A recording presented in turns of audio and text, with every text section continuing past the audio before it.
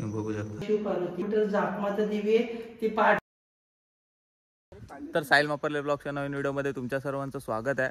तर सर्वात आधी सगळ्यांना गुड मॉर्निंग, शुभ सकाळ। आज 10 वाजतात। तर आम्ही आता बबलू आणि मी आज सप्तेश्वर मंदिरामध्ये संगमेश्वरला जाणार आहे बाईक राईड करून। सो आपण बघूया आता पुढे आपल्याला काय काय बघायला भेटतंय ते। तर चला आपण आता निघूया, जस्ट निघतो आम्ही आता, चला। तर आता आम्ही निघालो आहे, आम्ही आता जस्ट कळंबुशीतून आहे, आम्ही आता मागजनला जाणार आहे। मागजनवरून आम्ही तुरळला बाहेर पडणार आहे गावच्या रोडमधून, कारण तिकडून हायवे जवळ आहे, सो आम्ही तिकडून जाणार आहे। बबलू गाडी चालवते।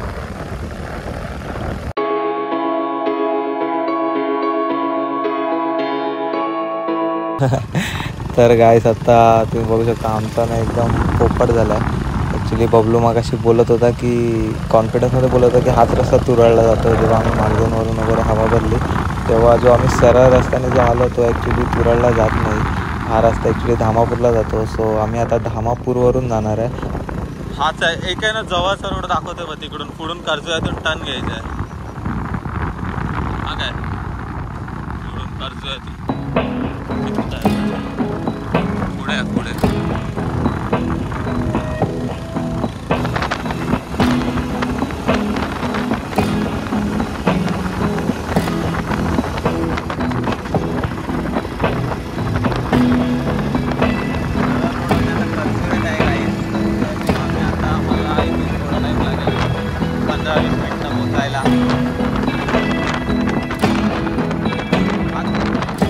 आता आम्ही हायवेला पोहोचलो आहे। हायवेला पोहोचल्यावर सर इथून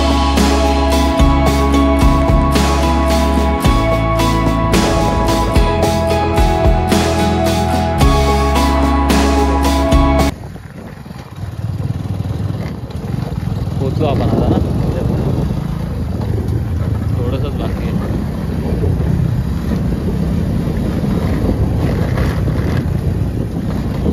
आले वर आला। तर हे बघा, बघू शकता आता आपण इकडे पोहोचलो आहे। हे बघा एकदम शांत असं वातावरण आहे।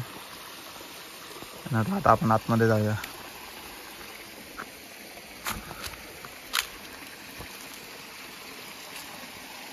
बेडूक आहे का भाई?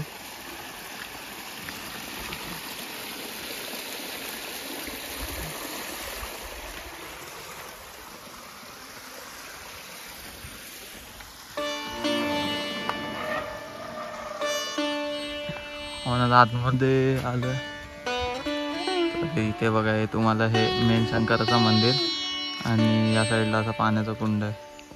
आपण आता सप्तेश्वर मंदिरामध्ये आलो आहे। सप्तेश्वर मंदिरामध्ये तुम्ही आल्यावरती बघा तुम्हाला इथे एक दगडाची नंदी दिसेल। मग त्याच्यानंतरला थोडंसं आपण आतमध्ये गेल्यानंतरला मस्त असा गाभारा आहे, बघू शकता तुम्ही। आवाज पण एकदम असा मस्त घुमतोय। तसं जुनं असं एकदम मंदिर आहे आणि आतमध्ये महादेवाची पिंड आहे, तुम्ही बघू शकता।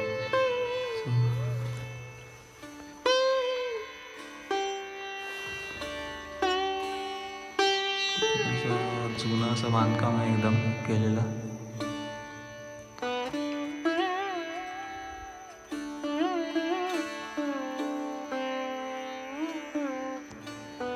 त्याच्या बाजूलाच आता पाण्याचं कुंड आहे, ते आपण आता बघायला जाऊया।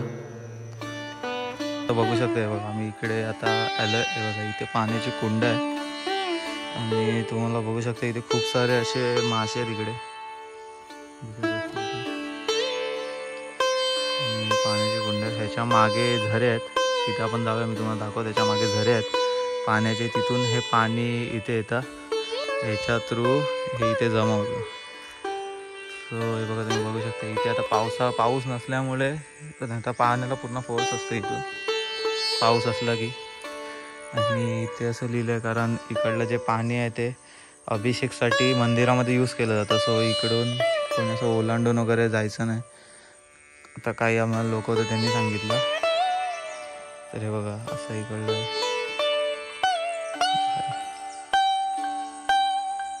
आपण जिथे ते जे आपण कुंड बघितले त्याच्या मागे बघा हे झरे आहेत, सो ह्या डोंगर जे आहे हे डोंगर इथे वरती डोंगर आहे, त्या डोंगरातल्या झऱ्यातलं जे पाणी आहे ते तिकडे साचतं.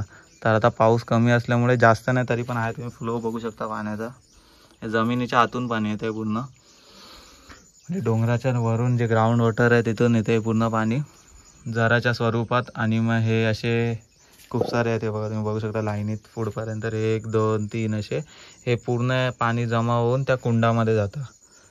तर आता आपण तेच तुम्ही बघू शकता पुढे पण आहे. तर आपण आता पुढे जाऊया. आम्ही इथून काळोखाचं आलोय स्ट्रगल करून एकदम. तुम्ही बघू शकता.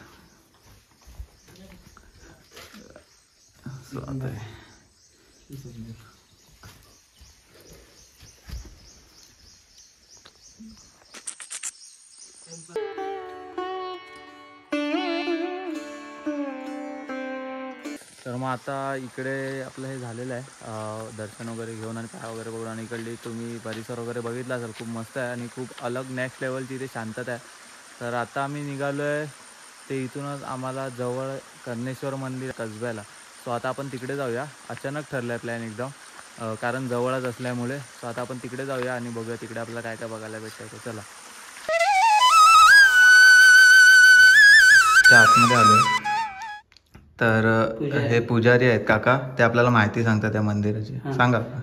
आता हे मंदिर आहे ना, कोल्हापूरचं महालक्ष्मी मंदिर, ज्योतिबा, खिद्रापूरचं शिव मंदिर, नाशिकचं त्र्यंबकेश्वर, त्यापैकी हेमाडपंथी कर्णेश्वर. हात हातोडा आणि छरीन तयार केले, त्याला लोखंड, लाकूड, सिमेंट, मशिनरी वापरलेली नाही. आत पार्वती माता आहे, शिवाय आतला घ्या. आत पार्वती माता आहे, शिवाय शिव पार्वती आहे. हा पार्वतीचा पंचकळस घ्या. पार्वतीचा पंचकळस आहे, घागर आहे ती, आणि 5व्या घागरीवरती शिव पार्वती आहे, म्हणून इथे पूजा करायची. हे बघा शंखांच्या कळ्या बनवल्यात, हे शंखांच्या कळ्या बनवल्यात, म्हणून आपल्या घरातले देवारातले शंख वाजतात. झाडावरच्या कळ्या फुलतात, त्याला ब्रह्मतत्व म्हणतात, म्हणून शंखाने संशय घ्यायचा नसतो. शंख वाजतात, कळ्या फुलतात, त्याला ब्रह्मतत्व म्हणतात. ते बघा ब्रह्मदेव घ्या. ब्रह्मदेवांचे मंदिर मूर्ती पुष्करला राजस्थानमध्ये, त्यानंतर ब्रह्मदेव इथे आहेत. पलीकडे ना सूर्यदेव आहे, म्हणून ह्याच मंदिरला मगर आहे, मगरीवरती मंदिर आहे, म्हणून याला संपूर्ण प्रदक्षिणा चालते. संपूर्ण प्रदक्षिणा घालायची. पलीकडे सूर्यदेवांचं आत जाऊन पायावरती डोकं ठेवून दर्शन घ्यायचं. ही पूर्व दिशा आहे. अजून सकाळी सूर्य उगवला तर प्रकाश किरण, सूर्यकिरण तिथे जातात. पायामध्ये 7 घोड्यांचा रथ आहे, डोक्यावरती 12 राशी आहे. 12 राशी सूर्याभोवती फिरतात, म्हणून सूर्यदेवाला 12 राशींचा राजा म्हणतात. म्हणून आपण उठल्या उठल्या उगवत्या सूर्याचं दर्शन घ्यायचं. ग्रहपिढा जाते, शनी, राहू, मंगळ, केतू, 12 ग्रह सूर्यदेव शांत होतात. हातामध्ये अमृत कलश आहे, दोन्ही साईडला 2 सूर्यपत्नी आहेत, त्यांना संध्याछाया म्हणतात. म्हणून श्रीपाचं कुंतीपुत्र कर्ण, कर्णाचं कर्णेश्वर, पांडवांचा मोठा भाऊ कर्ण. पांडव जेव्हा अज्ञात असत होते तेव्हा धनुर्विद्या याला परशुराम होते, म्हणून याला महेंद्रगिरी पर्वत, परशुराम भूमी, सह्यागिरी, सह्याद्री म्हणतात. आणि परशुरामनंच पांडवांना सांगितलं होतं 6वा आपला कर्ण मोठा भाऊ होता. महायुद्धानंतर कर्णाच्या स्मरणार्थ, भावाच्या स्मरणार्थ पांडव मंदिर बांधते. मंदिर बांधत असताना इथून अर्धा किलोमीटर जाकमाता देवी आहे, ती पाठ होण्यापूर्वी कोंबडी रूपान ओरडली. पांडवांना वाटलं खरंच पाठ झाले. ताटांवर जेवले, ताटं उलटी ठेवले, नंतर निघून तिकडे घ्या. अशी 5 पांडवांची 5 ठिकाणी 5 ताट आहेत. कौरव पांडवांच्या पाठीवर होते. पांडव जर सापडले असते तर परत 12 वर्ष अज्ञातवासात जायला असतं, म्हणून ह्या मंदिरला वरती कळस नाही. हे बघा, हे कळस घ्या. हे जर शिखर झाले असते त्यावेळेला, कळस जर झाले असते तर आज इथे प्रतिकाशी झाली असती. ती होऊ नये, आपलं महत्व कमी होईल. प्रतिकाशी तर काशीचं महत्व कमी होईल. म्हणून जाकमाता देवी पाठ होण्यापूर्वीच कोंबड्याच्या रूपाने खोटं ओरडली, कारण तिचं सत्व कमी होईल, तिचं महत्व कमी होईल. प्रतिकाशी झाली तर, म्हणून इथं प्रतिकाशी झाली नाही. म्हणून श्रीपास कुंतीपुत्र कर्ण, कर्णाचं कर्णेश्वर. आता इथून 20 किलोमीटर शृंगारपूर गाव आहे, ती छत्रपती संभाजींची सासरवाडी, येसुबाईंचं माहेर. छत्रपती संभाजी शिवाजी आले की 5 मिनिटं लागतात. इथून 3 नद्यांचा संगम आहे, अलकनंदा, वरुण आणि शास्त्री. इथे जवळ आहे, पुलाच्या डाव्या साईडला अलकनंदा, वरुण आणि शास्त्री, आणि 3 यांच्या संगमावरचं संगमेश्वर मंदिर आहे. रेल्वे स्टेशनला, स्टँडला, तालुक्याला नाव दिलंय, खरं संगमेश्वर हे आहे. आणि छत्रपती संभाजी शिवाजी आले की त्या संगमेश्वर मंदिराची, ह्या मंदिराची पूजापाठ करायची. आणि पुतळा आहे तिथेच पूर्वी सरदेसाईंचा राजवाडा होता, संभाजींचं संस्थान होतं, आणि तिथेच छत्रपती संभाजींना पकडलं गेलं, अटक केली, कैद केली सरदेसाईंच्या राजवाड्यामध्ये, आणि तिथून तुळापूरला नेलं. पुण्यापासून 17 किलोमीटर आळंदी जवळ वडबुद्रुक तुळापूर गाव आहे, तिथे एक संगम आहे, भीमा, भामा, इंद्राणीचा. तिथे समांची हत्या झाली, तिथे समाधी आहे. मग ते पण संगमेश्वर, हे पण संगमेश्वर. पण कोकण तळ कोकण, गमिनी कावा, कसबा संगमेश्वर. ते हे इथून 40 किलोमीटर मार्लेश्वर आहे, उंच पहाड आहे, गुहा आहे, जिवंत नाग आहे, धबधबा आहे. मार्लेश्वर सृष्टी सौंदर्य आहे, शांत वातावरण आहे. कैलासमध्ये दर्शन मिळतं, नागराजांचं दर्शन मिळतं. हस्तकलेचं आणि शिल्पकलेचं उत्कृष्ट मन असलेलं, हात हातोळान छरीन तयार केलेलं, एका दगडाचं, एका दिवसाचं, एका रात्रीतलं 3000 वर्षापूर्वीचं मंदिर आहे. त्यावेळेला एक दिवस एक रात्र 6 महिन्याची होती. सूर्य उगवला की 6 महिने मावळत नव्हता, म्हणून कुंभकर्ण 6 महिने जपायचे. त्यावेळेची एक रात्र, त्यावेळेचा एक दिवस, म्हणजे आताचे 6 महिने. अजून उत्तर ध्रुवावरती, दक्षिण ध्रुवावरती 1 महिन्याची, 2 महिन्याची, 6 महिन्याची रात्र, 6 महिने दिवस अजून आहे. म्हणून याला एका दगडाचं, एका दिवसाचं, एका रात्रीतलं मंदिर म्हणतात. आता महाद्वारमध्ये 8 दिशांचे देव आहे. दक्षिणेला मंदिराची प्रतिकृती आहे. नंतर फोटो काढून घ्या. उत्तरेला समुद्र मंथन आहे. पश्चिमेला महादेव आहे. मंदिरच्या पाठीमागचा फोटो काढला तर आडवा फोटो काढायचा, गोल येतं. कोणांचं गोलाकार गोप्रिय बांधकाम आहे. वरचा कळसाचा फोटो काढा. पलीकडे मगर आहे आणि ब्रह्मदेव आहे, सूर्यदेव आहेत, म्हणून ह्याच मंदिराला मगर आहे. आणि मगरीवरती मंदिर आहे, म्हणून याला संपूर्ण प्रश्न चालते. आता श्रीदांचं दर्शन घ्या, मगरी दर्शन घ्या. इथून खाली गेलात की 3000 संगम आहे. ओम नमः पार्वती पदे हर हर महादेव. गुरुदेव दत्त.